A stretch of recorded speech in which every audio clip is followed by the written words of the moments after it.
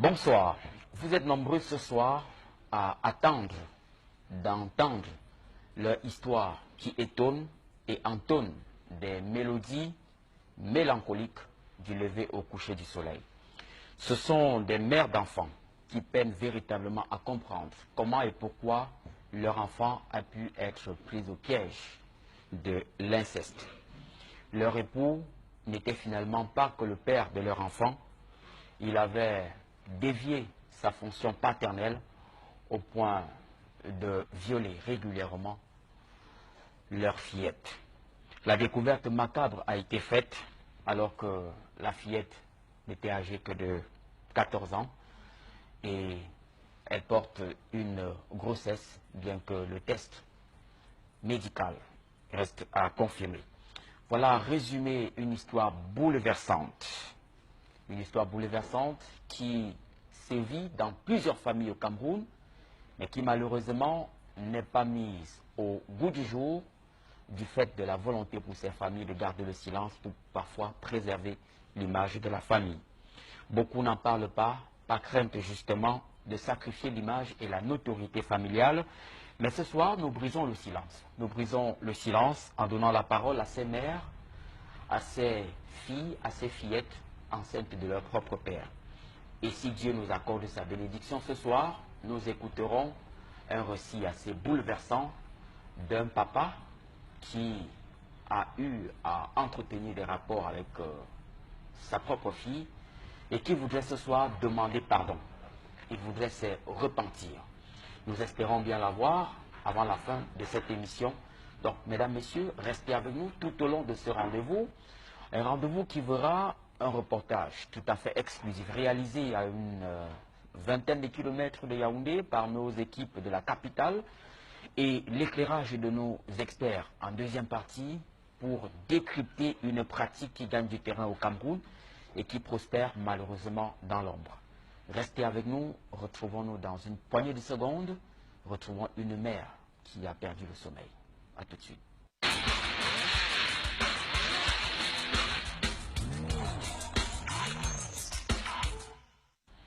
Avec nous sur le plateau de Regard Social ce soir, une maman, une mère d'enfant qui a perdu la joie de vivre depuis un moment, depuis la découverte macabre d'une histoire qui a totalement bouleversé son quotidien, bouleversé sa vie. Ce soir, Armelle Ngono a accepté de s'ouvrir aux questions de Regard Social. Armelle, bonsoir. Bonsoir. Alors, comment allez-vous? Très mal. C'est comme si je vivais un rêve. C'est comme si je prie juste de me réveiller. Je vais très mal. Vous allez très mal depuis que vous avez fait une découverte. J'ai découvert que le père de mes enfants couchait avec ma fille aînée. Je l'ai découvert comment? Je l'ai découvert quand l'enfant avait déjà, elle avait déjà un retard. Elle a juste 12 ans et lui il en a 37. Elle avait un retard. C'est suite à ce retard que j'ai appris tout ce qui se passait. Et comment vous avez appris la nouvelle du retard? L'enfant avait commencé, Manuel avait commencé à saigner au mois de février. Elle a saigné. Au mois de mars, elle a saigné. Au mois d'avril, elle n'a pas saigné. Quand elle n'a pas saigné au mois d'avril, à 3 jours de retard, je suis allée vers son père. Je lui ai dit, bon voilà, l'enfant est en retard. Entre-temps, elle tombait constamment malade. Je ne comprenais pas pourquoi. Je lui ai dit, l'enfant est malade. Elle-même, elle était en train de faire le sport. Elle s'entraînait pour le sport du CEP. Il m'a dit, si, comme elle grandit déjà là, si ça savait qu'elle tombe enceinte, je vais bien m'occuper de...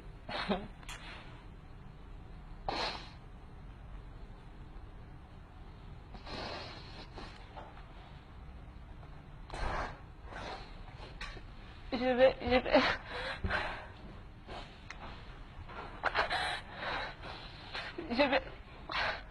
vais bien m'occuper de... Retenez votre souffle, madame. Retenez votre souffle, je vous permets de souffler. Essuyez vos larmes. Essuyez vos larmes. Alors, c'est bien l'histoire de Armel Ngono, qui a besoin d'un bol de courage ce soir pour aller jusqu'au bout de cette histoire, pour nous permettre de mieux cerner les contours et les dessous de cette affaire qui bouleverse l'opinion, qui a bouleversé toute une famille. Armel Ngono vient de Essazok. Essazok, il faut le rappeler, est une localité située à quelques 5 km de Simalène. Simalène a une banlieue de Yaoundé, dans la capitale du Cameroun.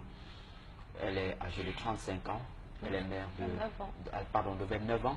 Elle est mère de 3 enfants, dont l'aîné a été victime d'un viol entrepris par son propre géniteur, son père. Et c'est bien cette histoire que nous tentons de mieux comprendre ce soir. Alors, Armel, vous nous disiez que vous avez appris la nouvelle du retard enregistré par votre fille. Ensuite, vous en avez parlé avec le père de vos enfants. Et qu'a-t-il dit? D'habitude, il me disait souvent que si l'une de ses filles tombe enceinte, il va une fois aller la déposer chez la personne qui l'a enceintée. Mais ce jour-là, il m'a dit que si Manuela tombe enceinte, comme elle grandit déjà là, il va s'occuper de son petit-fils et il ne permettra pas que quelqu'un fasse du mal à son petit-fils. Il va le choyer, il va faire le trousseau, il va garder l'argent, même s'il faut qu'on le perd, même s'il faut qu'elle accouche par césarienne. Je lui ai dit que c'est comment, ce que tu dis là, c'est nouveau, tu as changé. Après, il m'a dit oui, j'ai changé parce que j'ai fini par comprendre qu'il ne faut pas brimer l'enfant. Ce jour-là est passé. Le lendemain, il m'a obligé à aller, je devais aller rendre visite à sa mère, mais il m'a demandé de passer nuit avec sa mère. Il est resté avec les enfants à la maison. Quand il est resté avec les enfants à la maison, au retour de mon voyage, parce que j'étais en Balmayo, au retour, je n'ai même pas déposé le sac par terre. J'ai vu ma fille, elle était placée, elle était debout à la maison, il était couché au sol. J'ai dit, Manuela, tu as recommencé à saigner. Elle me dit, non maman. En blaguant, je dis, Manu, tu as déjà un petit choix à l'école. Elle me dit, hey maman, non. C'est quoi? Elle me dit, maman m'a violée derrière l'école.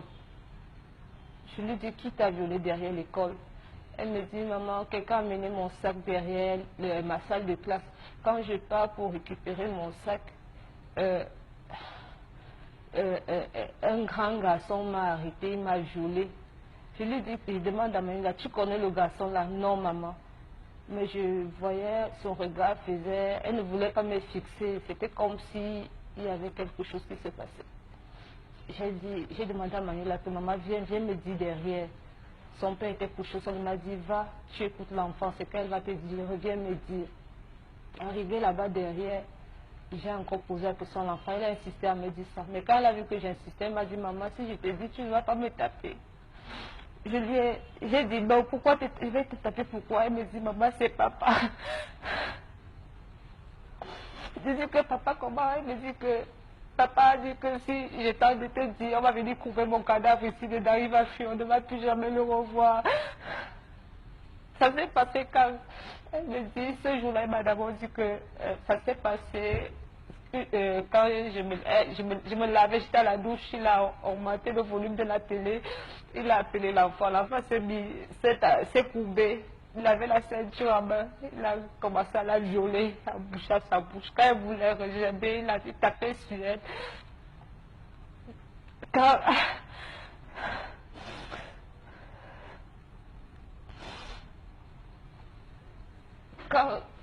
Quand l'enfant m'a dit cela, je l'ai appelé, il a commencé à me supplier, disant que non, il ne sait pas ce qu'il arrive, ceci, cela, supplier à genoux. Au début, c'était difficile pour moi, vu qu'on a les enfants. Comment pourrais-je le mettre en prison? Qu'est-ce que je vais raconter à mes enfants demain? C'est comme ça que je le laisse partir. Je lui demande de prendre tous ses effets, de partir. Quand il part, nous sommes restés à la maison. Je faisais l'effort d'oublier. Pas d'oublier, de m'excuser, de demander pardon à la fin et tout. Et j'avais comme l'impression que elle m'en voulait parce que je l'avais laissé partir. C'est vrai qu'elle ne pouvait pas sortir ces mots de sa bouche, mais si elle avait eu peut-être 20 ans, elle pouvait me cracher ça au visage. Quand sa maman est venue nous rendre visite, croyant que son fils était encore avec nous. J'ai expliqué la situation à sa maman. Quand j'explique la situation à sa maman, elle s'est mise à pleurer. Elle m'a dit que je ne devais pas raconter cette histoire aux frères de Joël, disant que si je raconte, ses enfants seront divisés. Je me suis posé la question dans mon cœur que mes enfants qui seront divisés demain, là, c'est comment? Pourquoi elle peut penser un truc? Pourquoi elle peut me dire ça? Est-ce qu'elle mesure même l'ampleur de la situation? Quand elle est partie, j'ai appelé sa petite sœur. J'ai expliqué la situation à sa petite sœur. Elle m'a dit que non, il ne fallait pas que je le laisse partir. Parce qu'elle a été radicale. Elle était tellement en colère. Elle me dit, non, ce n'est pas la première fois qu'il fait ça. Il a enceinté une fille de 13 ans. Et à cette époque-là, j'étais enceinte de mon dernier garçon. Il m'avait abandonnée. Il allait rester chez sa mère. Quand j'ai accouché, il est revenu me demander pardon. Je pensais qu'il est venu me demander pardon comme ça là pour y aller problèmes dans les couples. Alors que c'est parce que il paraît que le père de cette fille-là disait qu'on on va l'enfermer, il a fui. C'est comme ça que je me mets à le rechercher. Un jour, il m'appelle au téléphone me disant qu'il veut causer avec ses enfants. Je lui ai dit au téléphone que sache que le jour où je vais te voir, je vais t'arrêter parce que aujourd'hui, il a cité lumière et espérance, il n'a plus cité Manuela. Je lui ai posé la question que Manuela n'est plus ta fille à l'heure, si tu as fait ce que tu avais à faire. Maintenant, tu ne demandes plus après elle, tu demandes seulement après les autres. Sache que où je vais te voir, je vais t'arrêter. La semaine qui suivait, il a fait en tout cas, à partir du moment où j'ai appris le viol, jusqu'au jour où je l'ai croisé en plein marché des sauces. Il s'est passé 2 semaines, s'est écoulé 2 semaines. En plein marché des sauces, je l'ai arrêté. Il a commencé à me traiter de folle d'abord et tout ça. Il a fallu que je crie pour que les gens viennent à mon secours et qu'on nous amène au poste de police. Et c'est du poste de police qu'on nous envoie au commissariat de Kounou. Du commissariat de Kounou, l'enquêteur, puisqu'il fallait faire le certificat médical, il l'a avoué. L'enquêteur m'a amené au dispensaire de Nkomo, voir un gynécologue. Et c'est de là, mon Dieu,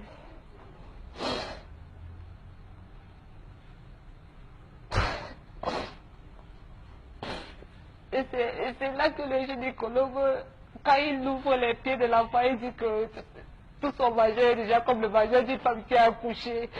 Quand on ouvre son vagin, on pouvait apercevoir le col de l'utérus. Il a commencé à crier. C'est là que l'enfant a commencé à pleurer, à crier. Les infirmiers sont venus m'ont mis dehors. C'est là que l'enfant relate qu'il le faisait pendant la période de congé de Pâques jusqu'à 2 semaines après la rentrée du 3e trimestre. Il a fait 4 à 5 fois. Et qu'il a menacé que si elle parle, il va la tuer. Et comme je l'avais laissé partir, elle ne pouvait pas me dire, de peur que si elle me dit, elle m'avoue tous les viols, il pourrait...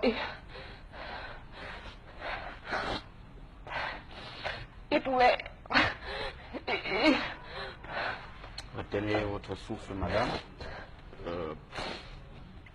Il pouvait revenir la tuer.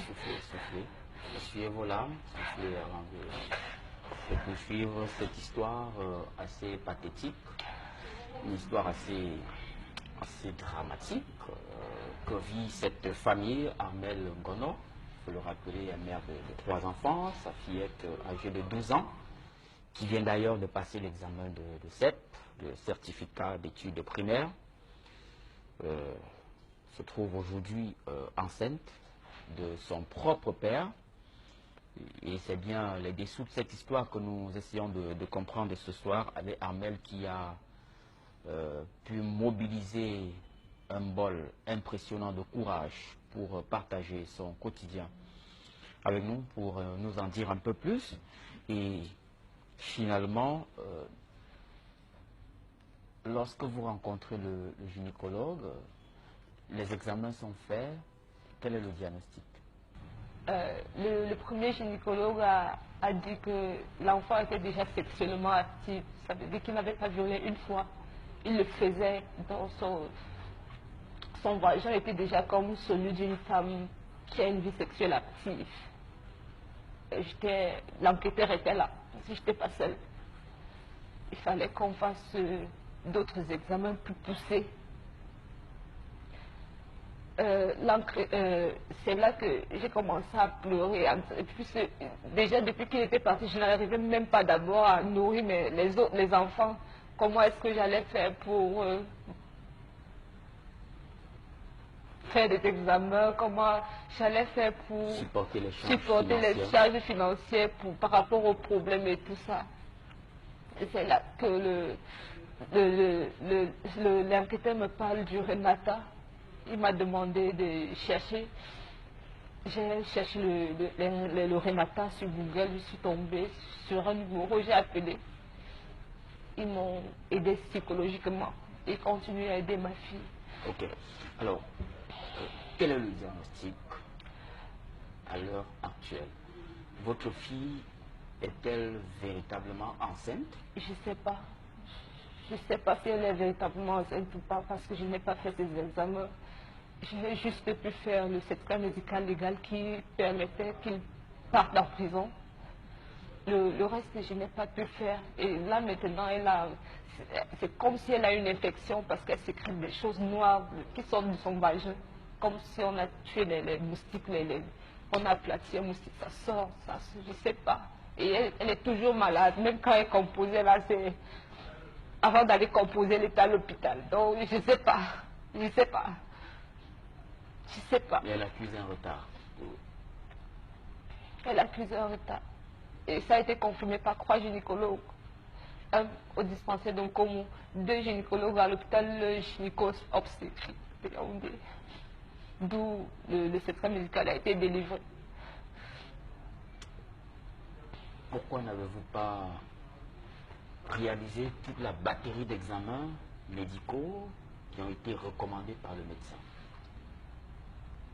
Si je ne parviens même pas d'abord à me nourrir ou à nourrir les enfants, je vais trouver l'argent pour le faire. Je n'avais pas d'argent, je n'ai pas d'issue, je suis comme ça là. Je vis par la grâce de Dieu depuis. Alors, mesdames, messieurs, il s'agit donc d'un cas assez préoccupant. Nous sommes convaincus qu'ensemble, nous pouvons lui permettre, tout au moins, de supporter les charges financières liées à la réalisation de cette batterie d'examens recommandée par des spécialistes. Il est question aujourd'hui d'être édifié, d'en savoir avec précision sur l'état de santé de cette fillette de 12 ans qui n'a malheureusement pas fait le choix de vivre ce drame dans sa vie. Alors, vous êtes mère de 3 enfants. Oui. Le père de vos enfants est en prison. Il a été interpellé. Il a été interpellé, il est en prison depuis, ça fait 3 semaines. Et le procès? Je ne sais pas. On m'a appelé en instruction jeudi.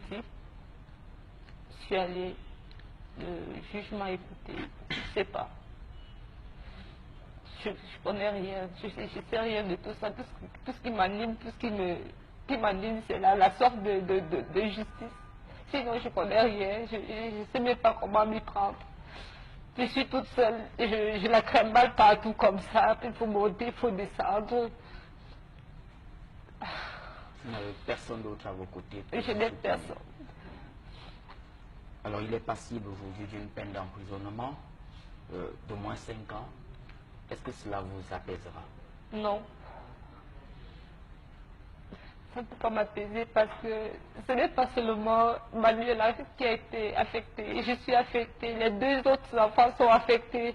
Rien de ce qu'on pourra faire ne va atténuer la douleur que j'ai en moi. Même si on lui donne 100 ans, ça ne va rien changer. Mais le truc, c'est que je voudrais qu'il soit puni pour que ma fille sache que j'ai œuvré pour que justice soit faite. Et les autres? Les autres demandent après leur père. Avant que ma fille me disait, maman, je veux déjà que papa rentre, il rentre quand? Qu'est-ce que je vais lui dire? Je vais lui dire que j'ai enfermé son père parce qu'il a violé sa soeur.